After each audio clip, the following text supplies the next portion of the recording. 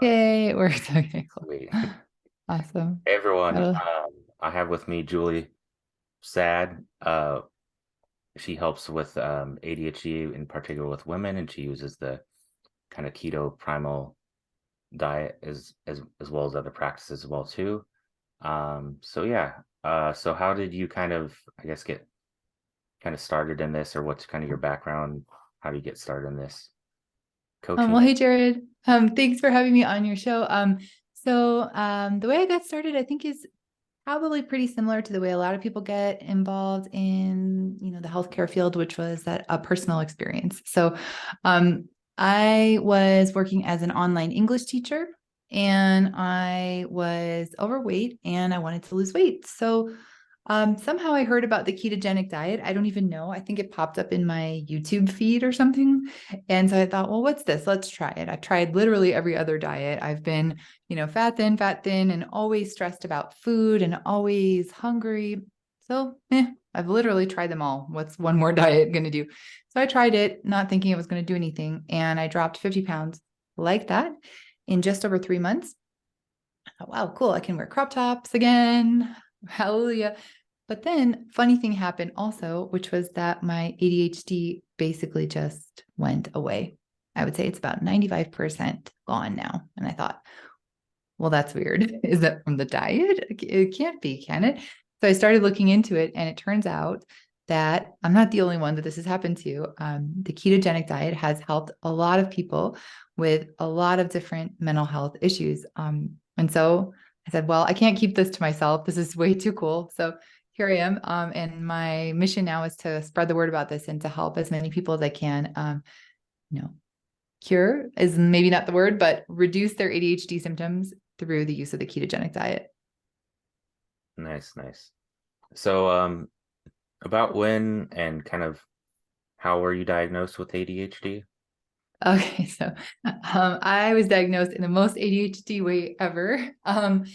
First, before being diagnosed, and in my mid 30s, with ADHD, I was misdiagnosed with everything else under the sun. I was misdiagnosed with major depression. I was misdiagnosed with anxiety, and I was misdiagnosed with bipolar disorder. And so I spent more than 20 years thinking that I was bipolar when I actually wasn't. It's possible to be bipolar and have ADHD, but in my case, I don't. So I was, misdiagnosed, falsely diagnosed with all this other stuff that I don't have. And then in my mid 30s, a few of my friends started saying, do you think you might have ADHD? And I said, no, I don't have that. I don't have problems concentrating. Um, and the thing is that I never felt like I had problems concentrating. I just was always concentrating on something, just not necessarily what I should be or wanted to be or needed to be concentrating on at the moment. I never felt like, oh, I can't concentrate. I can concentrate just fine, just maybe not on the thing that I wanted to concentrate on. So I said, no, you guys are wrong. I don't have ADHD. Like, thanks anyways. And then I forgot about it. And then a few weeks later, I was walking down the sidewalk in Brooklyn, and I found a box of books on the side of the road that somebody was throwing out. I said, "Ooh, free books. Let's see what we got in here." And one of the books was an ADHD book. And I thought, well, it's free, whatever. Let's just take it. So I took it home. I started reading it, and I said, oh. This book looks like it was written like specifically about me. Like, is this like a hidden camera show? Like it just described so many things that I just thought were my personality and actually was ADHD. I thought, okay, well, now what do I do? I guess I should go to a psychologist. So I went and signed up for therapy. And in the most ADHD of fashions, I completely forgot why I had signed up. I was like, oh, therapy, cool. This is fun. And we started doing like cognitive behavioral therapy, CBT. And I went on and on with that. And after about 6 months, I was like, oh, by the way, I wanted to talk to you because I think I have ADHD. Now, mind you, the therapy was great, but didn't do anything for my ADHD, but did help me, like improve my negative thoughts and things, but, nothing for my ADHD. And the therapist goes, oh, I don't think you have ADHD because you make really good eye contact. And I said, but I'm forcing myself to do that because I don't want to be rude. Like, I don't want to look at you. I want to look at books and, I want to like listen to what's going on. I don't want to look at you. It's a face. It's kind of boring, but I'm forcing myself to look at you. But, she said, okay, well, here's a questionnaire. You can fill this out and let's see what happens. So I think it had about 13 questions on it and I answered yes to all but one. So like winner. And then I wound up going to a psychiatrist who then prescribed me with ADHD medication. So that is my long, crazy roundabout story about how I got diagnosed with ADHD. Very interesting. So did you take medication for it? Do you think medication is necessary for it, or what do you think about medication as far as medicating people with ADHD and stuff? Well, I think it depends on the person. So I took Adderall in the beginning. I was prescribed Adderall. The first time I took Adderall, I breathed out a breath that it felt like I had been holding in for 30 something years. And I just said, oh my God, I'm so calm. And then I just cleaned my house and sat down and did a bunch of Photoshop. I was working as a photographer at the time. I said, oh my God, is this what it's like to not have ADHD? This is incredible. And then the next day I woke up with the worst headache I'd ever had in my life. Like I felt like there were knives, and electric zaps. And I thought, oh my God, is this going to be like this all the time? And so I tried it a few more times. And in general, I didn't really feel like that was something I wanted to take all the time. And so then I wound up traveling for an extended period of time. And so I wasn't really taking it anyways. I had the pills with me, but I think I took them on like tax preparation day and kind of just left them alone. And then I went on Vyvanse, or as it's called here in Colombia where I live, Semexid. Again, I decided to go on medication again, and it was a real disaster. It gave me a panic attack for the first time in my life. And I, kind of turned into a robot. Like I needed to prepare 2 to 3 pages of lesson plans for my students. And I would prepare 50, 60-page documents. And I would say, look, this is what we're going to do today. And they would say, today or the whole year? And I was like, no, today we're going to do this. And they were like, teacher, this is like way too much stuff. And I was like, no, it's good. It's good. So it almost kind of overcorrected me, even though I was on a very low dose. So personally, I have decided that I don't wish to take medication anymore. And I no longer feel that I need to because of the diet that I'm on. It just snapped me out. It sounds weird to use those words, snapped me out of ADHD. It's something you're born with, but it just lifted me out of it. And it's something that I don't struggle with anymore. So in my personal case, I have chosen not to be on medication. Some people really, really feel that they need medication, and I would never tell them not to take it. Then there are other people who don't respond to it at all. And there are people who can't be on it for certain reasons, blood pressure, other contraindications. Or women who are pregnant, in theory, they're saying you're allowed to take stimulant medication when you're pregnant, but a lot of women are not willing to take the risk, even though it's supposedly safe. So, whether or not I think people should take it, I think it's a choice. So I think it's a personal choice. And I think that we should be given all the options. And one of the options is dietary therapy. Okay. Nice. Mm-hmm. Kind of laid it out. I want to talk about diet, but I was wondering, is there any kind of supplements or herbs? I know I've looked into it. I've used it somewhat. I think it's called Lacuna Priens or something like that. It helps with like dopamine and stuff, but is there any kind of herbs or supplements in addition to diet that you use or recommend or that help? Or Well, let me ask you, how did you feel when you supplemented with that pill? I mean, as far as I don't have ADHD, but Mm-hmm. it did kind of help me focus and give me a little bit more energy. Okay. But I've heard it's kind of a natural alternative to kind of, I want to say, Ritalin and Adderall and stuff like that.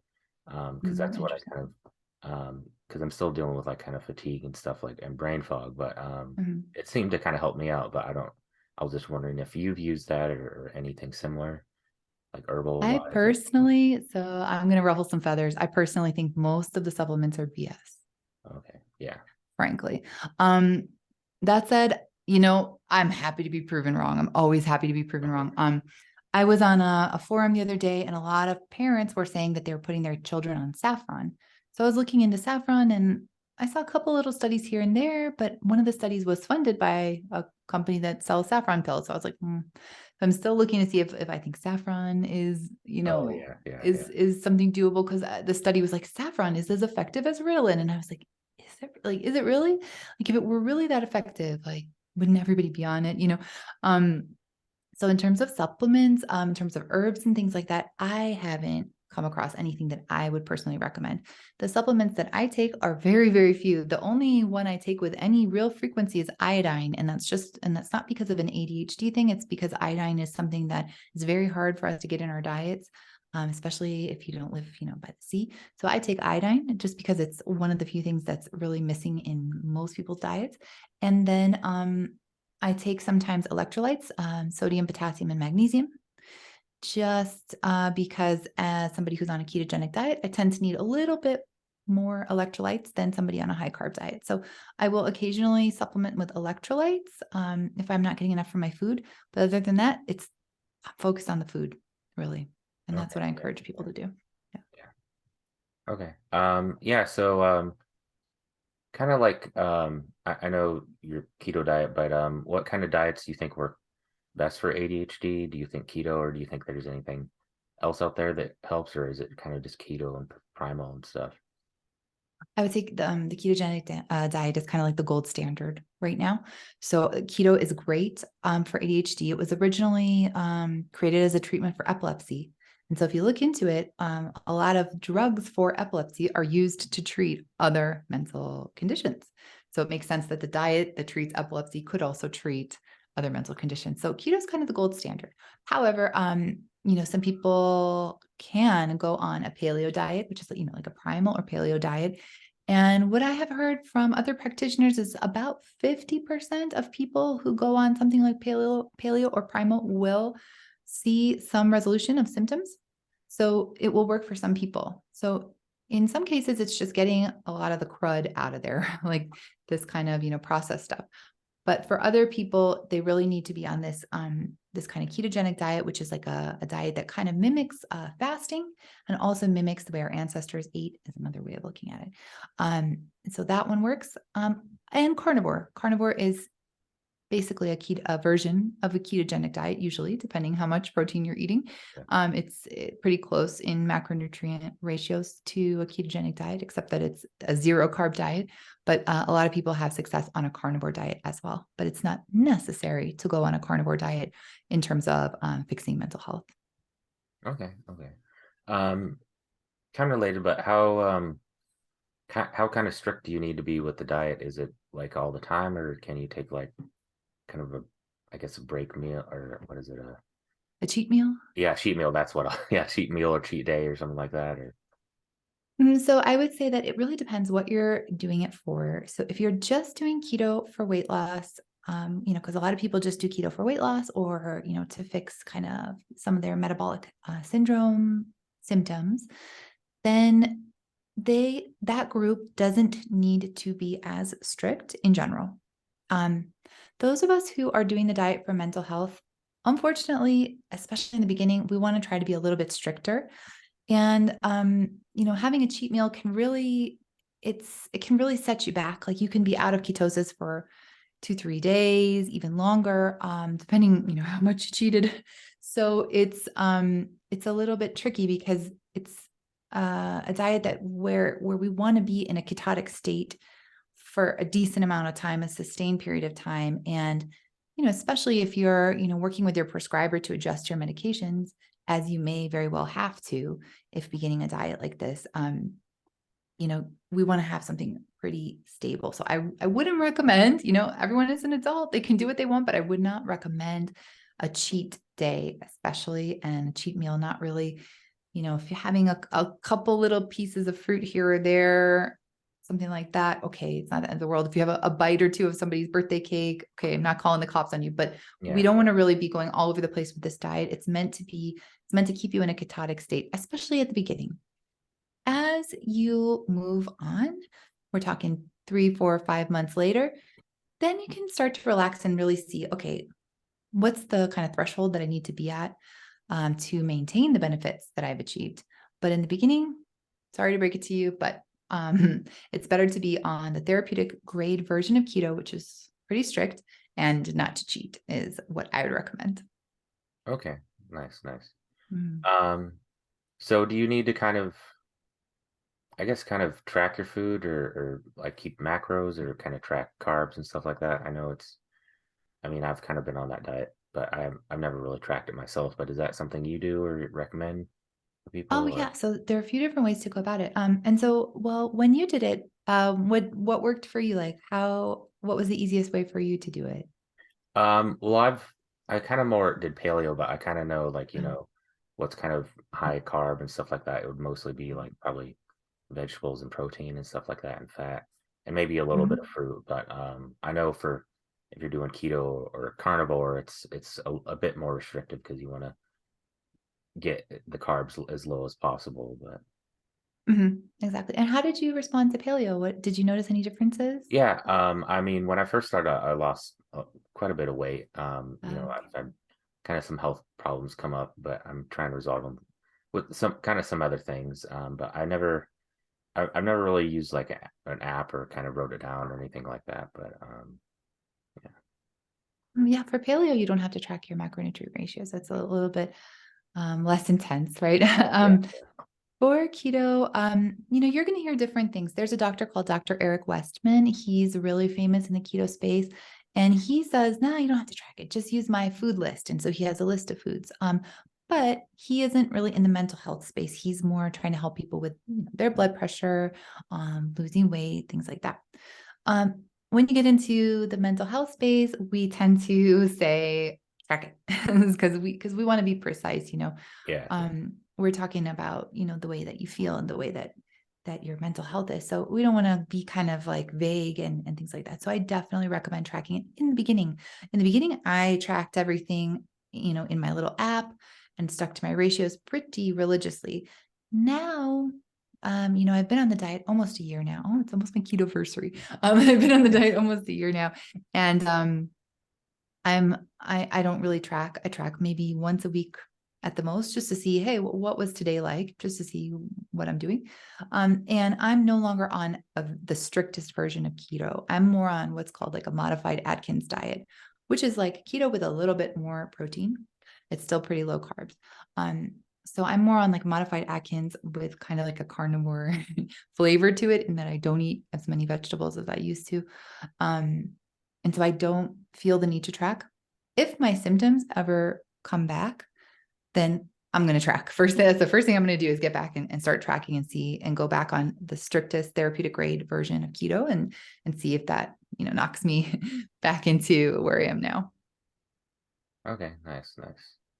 Okay, so I've never really done this, but do you kind of measure ketones or kind of what level of ketosis are you kind of aiming for? I know there's like different strips that I think you Mhm. pee on them, I think if I remember right, but Yeah, there's the P strips. Here's when I started, I didn't track it at all. And then I bought this like breath meter thing on Amazon. It was like this cheap little thing. I don't think it actually worked oh at yeah, all. But I felt like it did. So I was like, oh, look, because it just always said like 0.01 every single day. Like, it's maybe not working. So I didn't really track it. And then later I decided to track it just for the heck of it. And I got the P strips and I got a Keto Mojo blood and glucose ketone meter. Um, and so I really wish I had started and tested it in the beginning, because I'm sure that my ketone levels would have been much higher. What I have come to understand is that if you've been on the diet for a long time, your ketone blood levels aren't going to be as high because you're actually using them. You're using them as fuel. So they're not kind of floating around in your blood as much. So I haven't gotten these like big dramatic numbers, even though my diet is like impeccable. Um, Whereas I put my husband on it for a couple days just for fun, and his numbers were super high. And I was like, this sucks. Like, this is like not fair. Why are your numbers so high? And I'm like the keto saint, and you're like, you just had a Coke like 2 days ago. Like, this isn't fair. So um, so should people do it that are trying it? I think it's a good idea. Like, if you can, the devices are expensive, the P strips aren't too expensive, but it's money, if you can afford it and you like having data and stuff like that, then it can be a great tool and it can be like a way of motivating you. And if you're totally messing it up to the point where you never are in nutritional ketosis, we're talking 0.5 millimoles or above per liter of blood, then something's up and you need to reevaluate what you're eating and seeing if you're doing something that's knocking you out of ketosis. So I would say if you can, when you're starting, it's a great motivational tool, but it's not necessary. Okay, nice. So I think I saw some of my own questions, but do you kind of use, I guess, like, what kind of like other things do you help with like ADHD? Do you use like with like creating habits, or do you like do meditation or kind of breath work or anything else to kind of help with ADHD and kind of manage it on a daily basis? Or Yeah, so I'm pretty funny. I'm kind of like an anti-health coach. In that, like, I don't do meditation. I do like maximum like 15 seconds of breath work. Like if I need to like calm down. If I find myself holding my breath, sometimes I find myself holding my breath when I'm working on the computer. So I'll check in with myself like, whoa, you're not breathing, breathe. So I'll do little stuff like that. And I recommend that for most people I work with. I had a therapist, the same one that told me you can't have ADHD because you make good eye contact. The same one that told me that, she told me to use the Headspace mindfulness app. I had horrible adverse effects to it, whereas like to the point where I saw violent imagery. I'm not a violent person. I don't like, when my husband plays like Counter-Strike, I'm like, oh, I can't watch. And I was seeing violent, like murder imagery, blood, like, and I was like, what is going on? And I told the therapist and she's like, oh yeah, other people have said that too. I was like, why are you recommending this? So for me, mindfulness meditation has been an absolute bust, but I know that it does help some people. So if, so what I say is like, if you like it, and you can do it, then do it. If you can't do it, if you suck at it, please don't beat yourself up about it, because some people really like can't or don't want to do it or don't see benefits from it. So meditation, it's like, if you like it, sure. Exercise is something that I recommend, but not the way that most people think. Like, I'm never going to tell you to join a gym. I'm never going to tell you to do a bunch of crunches or push-ups or like, no. Like, I think that if you have ADHD, you have a brain that wants things to be fun or else. And so if you're doing something that just feels like torture, it's possible you might be disciplined enough to do it, but you're kind of setting yourself up for failure, in my humble opinion. So I encourage people to do walking, dancing, things that you enjoy. So I go for a walk every single morning. I haven't missed a morning in almost a year now. And I listen to podcasts and I drink my coffee while I'm walking. And that's my main form of exercise. And then I go to a dance class. Right now I'm going to 3 dance classes a week, but they're not strenuous. I'm not like busting myself at the gym like I used to try. And I enjoy it. And I'm sad when I have to like come inside from my walk. Like I want to walk all day, whereas before I was like, oh, I hate the gym. So exercise that you enjoy, I would say, is something. Sleep is the alpha and the omega. When it comes to ADHD, like you have to sleep. And it's a vicious cycle because it can be very hard for us to get in bed for many reasons. We might be super hyper at night. A lot of us consider ourselves night owls, and we get this like sudden burst of energy at night sometimes. And it can be very hard to just get in bed. And the simple act of having a bedtime routine, getting ready for bed, seems like it should be a simple process, but if you're somebody who has ADHD and has trouble with these executive functions, like prioritizing, task switching, all that good stuff, just getting ready for bed sometimes can be hard, and it just sometimes doesn't happen. So as a person with ADHD, I know that I have to really pay attention to what time I'm going to sleep. And do everything I can to set myself up for success. And whether that's, getting ready for bed a little bit earlier than I think I need to, because it always takes longer than I think it does. Or, trying not to do anything to make me too hyper before bed, trying not to listen to music right before bed and things like that. All those like kind of tricks. So sleep, exercise, the diet, of course. And then other things are, being intentional with your time and your life.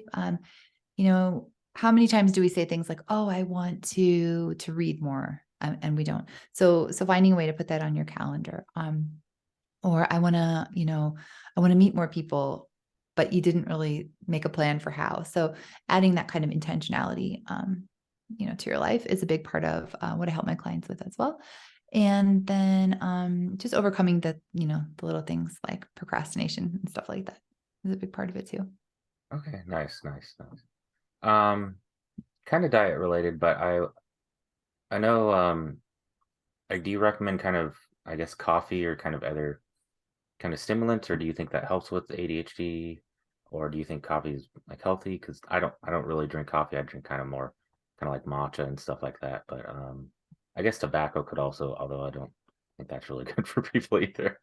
But do you use any of those, or do you recommend them, or do you think it's good for people with ADHD, or? Ooh, okay. So this is this is a battlefield here. So there are people who will defend their coffee to the death, right? And so the jury's kind of hung on a lot of the stuff. So, a lot of people with ADHD drink coffee. I drink coffee still. I probably drink more than I should. I live in Colombia and we have amazing coffee. Oh, okay. So, so I probably drink more than I should, and I'm not ashamed to say it. But a lot of people really love their coffee, and a lot of people feel that it helps their ADHD symptoms, but then other people say that it makes them anxious. So it's this kind of delicate balance, if it's interfering with your sleep, then yeah, that's going to be a problem because sleep is going to mess you up. If your sleep is bad, your ADHD is going to be worse. So I'm not going to say it's healthy or unhealthy. It's really, you really got to watch it. There are some things that you got to really see what's going on for you. And see if you think that it's good for you or not. In terms of tobacco, unfortunately, vaping is not so great for your lungs. Smoking is not so great for your lungs. So there, a lot of us do feel that nicotine helps us focus, but I can't really recommend it because I can't really think of like a good healthy way to get your, Oh, nicotine. yeah. And it is highly addictive, and I was addicted to it for decades. So I just finally got off of it. So I don't know. I know there are people that kind of like microdose it. I don't know. To me, that seems like a slippery slope. You know. I want to know, this is kind of what I thought about, but what do you think kind of causes or contributes to kind of, I know, to like ADHD? Do you think it's like genetic or environmental or kind of a mix, especially in women? Do you think there's possibly, I don't know, you can cure it completely, or kind of what are your thoughts on that? Yeah, so that's another thing that we're still kind of figuring out. But the general consensus is that most of the time it is something that runs in families. So, if you have it, there's a pretty good chance one of your parents has it. Or if you have it, it's likely that, that your kids might have it. Or if your kids have it, it's likely that you have it. And that's actually how a lot of parents get diagnosed. Their Yeah. kids get diagnosed, and then the parents are like, oh, I have it too. So we are seeing that it does run in a lot of times in families. And it tends to be, something that is, present probably from birth. We're even seeing that there are funny things like we're seeing that sometimes the gut microbiome is different in babies with ADHD that later go on to get diagnosed with ADHD. So we're seeing that like even, there are issues in the gut microbiome, which is what is going on. This is all very new, but so the general consensus is that it's usually something that you're born with. Um, can things make it worse? Definitely. Stress, bad sleep, bad diet, all that can definitely make it worse. Can it be cured? What I will say is, just from my personal experience, I would say that I'm 95% better. If I don't sleep, forget it. The next couple of days, I'm back to square one, Okay. bouncing off the walls, jumping up and down, nervous, biting my nails off, like, just, you know, doing everything except what I am supposed to do. So, cured, I wouldn't use the word cured, but I would say you can, in my opinion, it can be put under control in many, many people. Okay, nice. I think we kind of touched on it some, but what do you think kind of the keto diet kind of offers, or is kind of, I guess, better for ADHD and kind of mental health than kind of other diets out there, like vegan or raw food diet and all these other diets that people have that people swear by. But so there are 4 different mechanisms that I know of, and there might be even more. Let's see if I can remember them all. So the first main mechanism by which a ketogenic diet can help ADHD and other mental health conditions is simply by helping out with for lack of a better word, busted glucose metabolism in the brain. And so this is the prevailing theory right now. There's an amazing doctor whose name is Dr. Chris Palmer, and he wrote a whole book about this called Brain Energy. And what he talks about is, there's a metabolism that the brain has, right? Our body has a metabolism and the brain has a metabolism. And so sometimes there's too much glucose going in, and there's sometimes not enough glucose going in. And this causes, all the various kind of mental conditions you can think of, just about all of them. And so the main way, the prevailing theory right now as to why keto works is because it helps the brain by allowing it to run on ketones predominantly, instead of so much glucose. The brain will use some glucose, but your body can make it for your brain, and it's not necessary to eat it. So it's not necessary to actually eat it. So one way is that it just helps this. It helps kind of regulate the glucose metabolism of the brain. That's kind of the main one that people are putting their money on.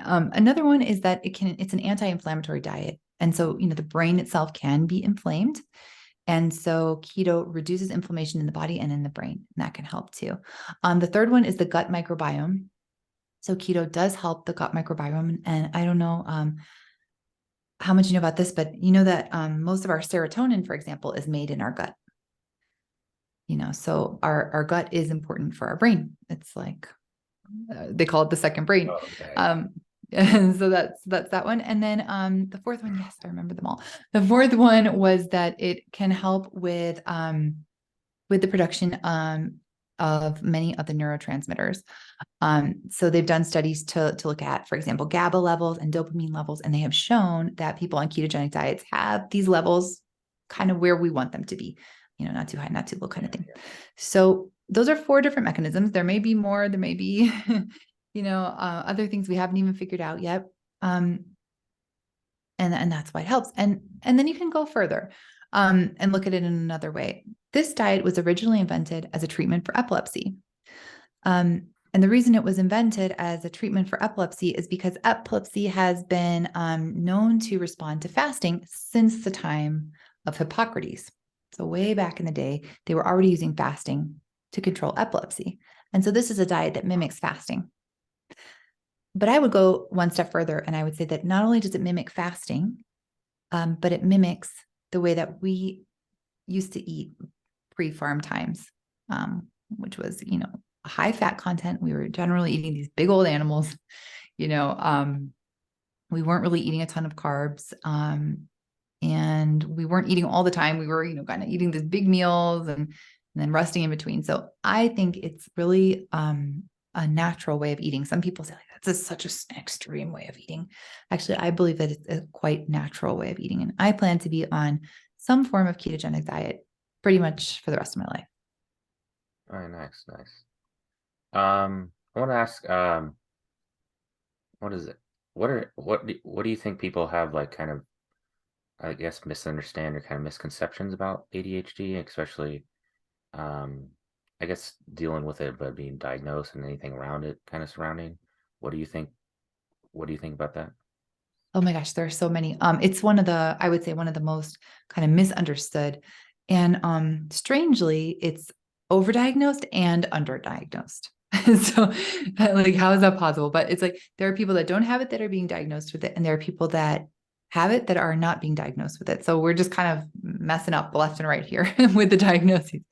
But there are lots of things. For example, this idea, what some parents will notice about their kids. Like they'll say, well, my kid can't have ADHD because he can play video games for 15 hours straight, or my daughter can't have ADHD because she likes painting and she can sit and paint for like 4 hours. And I actually have to get her out of her chair and tell her to go to the bathroom kind of thing. And so she can't have ADHD. And that's actually a misconception that people with ADHD that we can't focus on anything. We can focus on things. And if we're interested in something, watch out. You're never going to see anyone more focused than a person with ADHD doing something that they're really interested in, that they really like. We go into like, some people call it hyper focus. It's not like a technical medical term, but we all call it that. Like, oh yeah, hyper focus. So that's something that is misunderstood, that there's this conception that we can't focus on anything. Sure we can. And so that's one thing. Another thing is that a lot of people don't understand that something that kind of goes with the territory for ADHD is what's called emotional dysregulation. So people think that ADHD is just an attention thing, and it's much more than that. People with ADHD, we can have these kind of larger than life emotions. And now there's an important distinction between somebody who has something like bipolar versus somebody who has ADHD. In something like bipolar, the feelings will ostensibly come out of nowhere. All of a sudden the person's angry, or all of a sudden the person is sad, and it's kind of hard to figure out, well, where did that come from? Whereas in ADHD, these larger than life feelings will happen, but they generally have to be provoked by something. Doesn't necessarily mean that the reaction matches the stimulus. So for example, you're in traffic and, somebody kind of cuts you off and you're just angry about that for hours, or it just ruins your whole day. Or you're late to a party and somebody says, oh, you're late again. And you just almost want to cry and you can't shake that feeling. It's this almost outsized, let's say, emotions, for lack of a better word. So that's something a lot of people don't know about ADHD. And there are also the two different types, or we could even say 2 or 3 different types, depending how you want to work it. There's inattentive ADHD, there's hyperactive impulsive ADHD, and there's combined type ADHD. So we have these kind of 3 different flavors. The most common is combined type. That's what I have. And then after that comes inattentive, the inattentive presentation. And then the least common is just hyperactive. So the most common is combined, then inattentive, and then purely hyperactive impulsive. Yeah. Kind of getting back to diet. Do you recommend fasting, like long fast, short fast, like intermittent fasting, like water fasting, or what do you think that helps, or do you think that's like, is that a daily or weekly thing, or something that it's kind of dependent on the person? Or Yeah, it's interesting. The cool thing about keto is, since it's fasting mimicking, you don't have to worry too much about fasting, but some people do enjoy fasting, and they find that it comes to them almost naturally when on keto.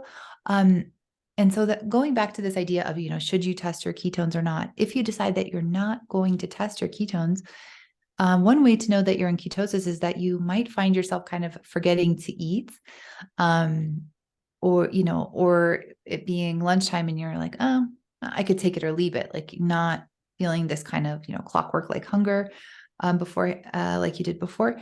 And so some people do find that fasting comes very easily to them, and that they enjoy it, and that it makes their lives easier, less times cooking.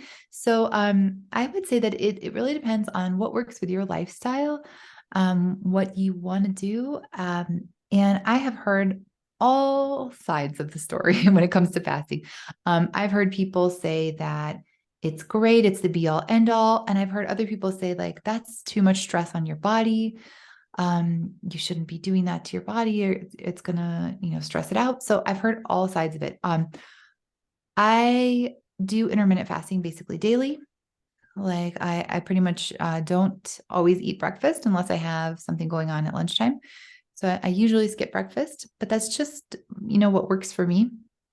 And when I started keto, I was doing kind of prolonged fasting. I was doing one 36-hour fast a week, one 24-hour fast a week, 16/8 on all the other days except for Sunday. On Sunday, I would eat 3 times a day. So that's how I did it when I started. Why?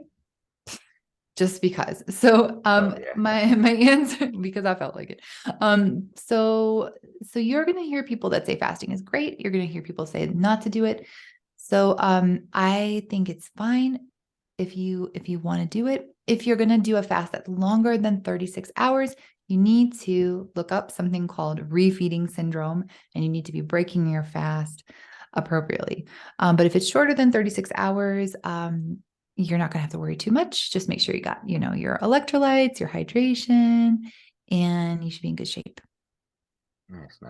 So kind of, I guess if someone want to ask this, but if someone has kind of like an eating disorder, kind of a not good relationship with food, do you kind of recommend this diet, or how to kind of manage that, kind of if they want to do kind of this and they have ADHD and stuff like that?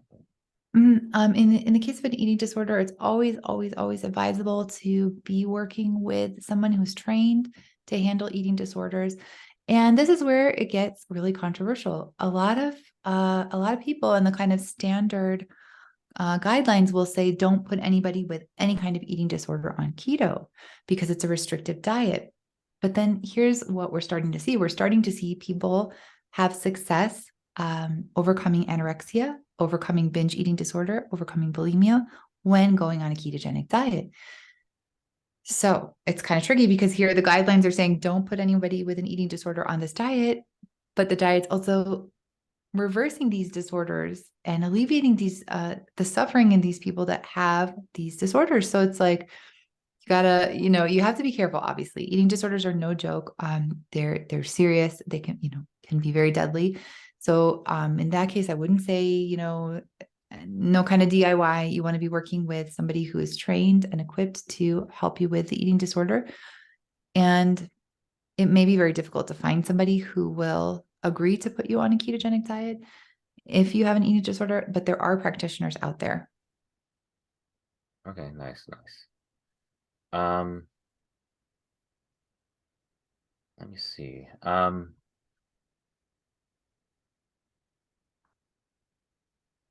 So I guess I've never really heard of it, but kind of curious. So what do like I guess is there like kind of a vegan version of kind of keto diet, or is that possible, or would you recommend that, or if someone's like strict about being vegan and not eating meat and stuff?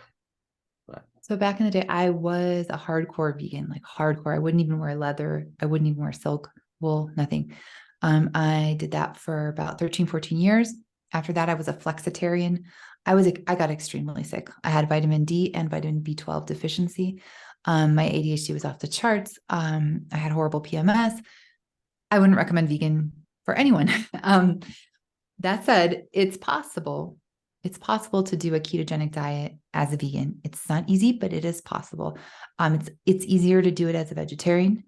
But I wouldn't recommend a vegan diet to anyone, frankly. And this is me who was vegan for a long time. I get where you're coming from, but the long and the short of it is that there are things in animal products that are necessary for our survival, and the supplements will only get you so far. So can you do vegan keto? Yes. Do I recommend it? No. nice. Wondering, like, I know there's kind of some downsides. I know, like, what about like kind of keto flu, or have you ever dealt with that? What Yeah, kind of get me through that? I was one of the lucky ones. I didn't get keto flu. And I don't know why. Because I ripped the Band-Aid off. I went straight into it. But I think my theory is that I didn't get the keto flu because I had already had a little experience with intermittent fasting. Like I already hadn't been eating breakfast for like 5, 6 years. So I'd gotten kind of used to that. But the first time I tried keto was many years ago. And my mom was on Atkins, and the induction phase of Atkins is very similar to keto. So I borrowed her book and I was like, oh, let's try this. And I was on it like a day and a half, and I was like, oh, this is horrible. I hate that. I've never like, what the heck? I was like, I feel dizzy. Like, no. So the first time I tried it, I don't know if it was keto flu, but I just felt like, oof. So here are a couple things about that. And it's funny because when you look it up online, they're like, oh, you're gonna get the keto flu. First of all, the keto flu, it's It's no worse than the normal flu. Yeah, you might feel crappy for a few days, but that's it. And it's only a few days if it happens to you. The best way to try to avoid it the best you can is to make sure you're getting enough electrolytes. So in the big three are sodium, potassium, and magnesium. So you want between 3 to 7 grams of sodium. Yes, I said grams, 3 to 7 grams of sodium a day, between 3 and 4.7 grams of potassium a day, and between 320 and 400 milligrams of magnesium, depending if you're if you're a woman, breastfeeding, or a man. So you're going to be somewhere between 320 and 400 per day. By having those electrolytes in your food or supplemented, that will help a lot with the keto flu for sure. But that said, worst case scenario, you get it, but it's going to be a couple days. And the thing that's so cool about keto is that like the first few weeks are the hardest. The first and second week are the hardest. And then that's it. And it starts to get really, really easy. Whereas other kinds of diets kind of start out easy and then get harder and harder and harder and harder when you're like starving yourself or whatever. Whereas keto is like, okay, this is a switch. And then you make the switch and then it's like, oh, no brainer. Nice. So what do you think people, I mean, I kind of did it on my own, but do you recommend kind of working with someone? Because I know there's a lot involved. You have to change like a lot of the foods and plan out meals and like change a lot. Do you recommend working with someone that's kind of familiar with the keto diet, or do you think people can do it themselves, or what do you kind of I think, recommend for people I starting think out? it depends. That's a really good question. It depends on a lot of things.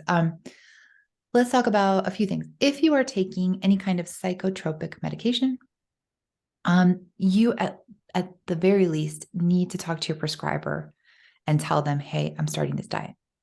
Why? Because there's this thing called potentiation.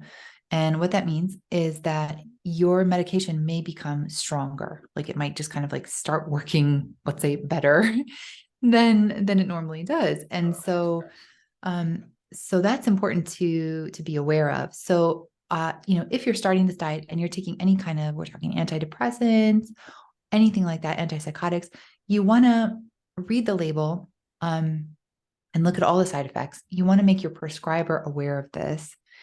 And if you notice that you're getting the side effects that are listed on your medication at a higher rate than normal, you want to talk to your prescriber and see, because it might be time to change the dose of your medication, to switch your medication. So you definitely don't want to do that part on your own, for sure.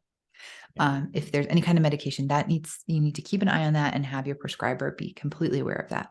One, can you DIY it? Yes, you can. Excuse me. I DIY'd it. And it's possible. So then the question becomes, well, then why even bother working with someone? So there are a few reasons you might want to work with someone. One is it can give you a sense of accountability, a sense of continuity. It can help you keep track of time. As people with ADHD, sometimes we get a little confused about time, the passage of time. We might say like, oh yeah, I've been doing this diet for forever. It's not working. And it's been 2 days. Right. So having a health coach can help with just knowing, how long have I been on this diet, but that's something you can do on your own as well. And then another good reason to work with somebody like a coach or a therapeutic diets specialist is that they can also help you with the holistic picture as well. So, working on your behavior change so that you are, working on your sleep, your relationships, your other goals in life too. So it can be nice to have another person in your corner. Is it 100% necessary? No, but so it's not something you have to have, but it's definitely nice to have. Okay, nice. Mhm. Let's see. What do you think about? I know one of the criticisms kind of a paleo and kind of Atkins and carnivore is the cholesterol, Yeah. and like because people think that it's going to raise cholesterol and cause all kinds of cardiovascular and heart problems and stuff like that. What are your thoughts on that? Yeah. Okay. So here's where this gets I don't want to say controversial because it's not. Excuse me. It's kind of funny. The idea that high cholesterol, that high LDL cholesterol is bad for us is actually not true. And nobody believes me when I say that, but there's a great doctor that I would recommend. His name is Dr. Nadir Ali, and you can find him on YouTube, and he talks a lot about this as well. Believe it or not, especially if you look at the elderly, high LDL is correlated to lower all-cause mortality in the elderly, just to throw out a population there. So it might actually be quite good for you. Statins, the cholesterol lowering drugs that lower LDL cholesterol, are the number one prescribed drug in the world. And yet we're not seeing lower instances of cardiovascular disease. So what's going on? The drugs don't actually work because LDL is important. When is LDL bad for you? When it's damaged LDL. This can be something called glycated LDL. There's also LDL that has come in contact with, so glycated LDL is LDL that's come in contact with glucose. This can also happen from it coming in contact with fructose. So basically the LDL particle gets damaged, it becomes smaller, and that is when it can cause problems. But LDL in and of itself, your body makes 80% of the LDL that's circulating in your bloodstream. So why would your brain, make something that would give it a stroke, right?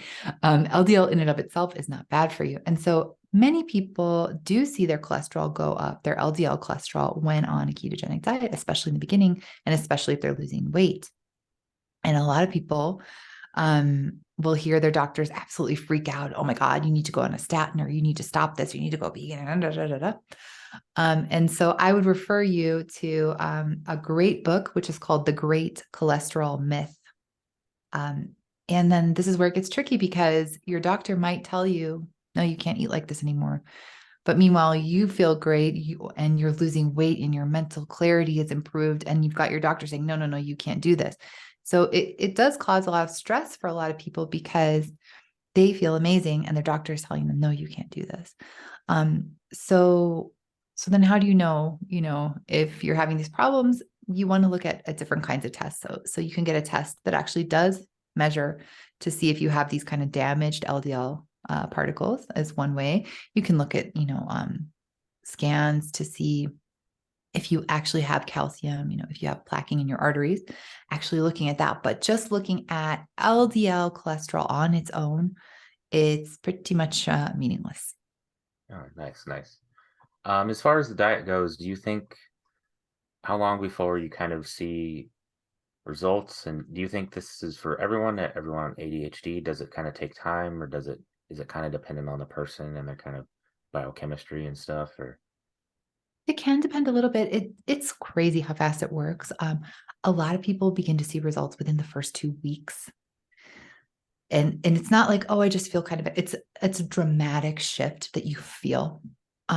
Worst case scenario, we're looking at 3 months, but that's rare. And that's usually if you are very, very, very metabolically inflexible, meaning that you're just so used to burning sugar that it's hard for you to switch over to being more of a fat burner. But that's a really worst case scenario. Most people at about the 2-3 week mark are seeing dramatic results. And what happened to me was crazy. I had a huge problem with procrastination. So my biggest ADHD symptom, torture, whatever you want to call it, was always procrastination. And it was horrible. It really affected my self-esteem, where, imagine you're trying to sit down and do something and you just do everything else. And you don't do the thing you want to do until you're completely exhausted, the sun's gone down, and what have you. And so the way this showed up for me, recently was when I was working as an English teacher, on every Sunday was lesson planning day. Right. So every Sunday I was like, oh, I hate Sundays. And every Sunday I would wake up early and I would try to get my butt in the chair and start my lesson planning. And it would be 10 a.m., noon, 2 p.m., and the sun would go down. I would get tired. I would be stressed. And that's when I would start. And so I would stay up late, finishing this work, which I could have finished if I just started in the morning like I wanted to. And so then after beginning keto, and I wish I knew the exact day, I wasn't really paying attention. But pretty shortly after beginning keto, one day I woke up on a Sunday at 7 a.m, sat down, opened my computer, worked, and I finished all my work by 10 a.m. And I said, what? This is the first time this has ever happened to me in my entire life. I've been trying to just sit down and do what I want to do since I was a child and had, my first like homework assignment. And it's okay. That's not going to happen again. And it happened the next week and the next week and the next week. And so I don't know how long it took me. I want to say it was about a month when I had this crazy, Sunday of like unceremoniously sitting down and doing my work. I want to say it was about a month after I started, but I don't know the exact date, unfortunately. I'm going to have to go back and see if I can find it like in my records. Nice. So do you think this diet is kind of for everyone with ADHD? Do you see like what kind of symptom improvement do you typically see kind of, or does it, I mean, I guess it kind of depends on the person, but do you think it's for everyone that has ADHD or? Yeah, to be honest, there are few people that I wouldn't recommend it to. Like the only type of person that I maybe would be like, I wouldn't work with them. I would refer them to somebody else, would be somebody who is severely anorexic, who right now is struggling to put weight on. I would see if we could just get that kind of stabilized first before we, and I wouldn't do it. I would refer them to someone else. Other than that, yeah, I would say I think everyone should be on it. And in terms of the improvements, I mean, they do seem to be relatively uniform. By that, I mean, people are able to do what they want to do more, which is kind of like the thing that most of us can't do with ADHD. Like it's like you planned your day, you made your to-do list, and you did it. So that's like kind of the biggest thing, and that's the one that people go, oh, "Wow, I did it." One, there's kind of this. I hesitate to use the word anxiety because it's not necessarily anxiety, but there's this feeling that a lot of us express that we have, which is just this kind of nervousness constantly. It's not a fearful kind of nervousness. It's just this kind of like this kind of low grade jittery nervousness that a lot of us feel that we have. Yeah. That tends to go away with the diet. That's gone away for me. In my case, it's social situations have been easier. I'm not a shy person, but for some reason in social situations, I had this kind of tendency to just get very nervous. I don't know if it's because there's so much stuff going on. I'm paying attention to 20 different conversations at the same time kind of thing. But now in general, when I go to parties and stuff, I feel pretty calm. I feel like I'm actually breathing. So that and the overall kind of emotional piece of it, that people that I work with notice that their emotions, we're still a little dramatic sometimes, but that we're not, on this emotional roller coaster where we just feel completely out of control. Something sets us off and we can't recover for it for a whole day or 2 days. That tends to go away.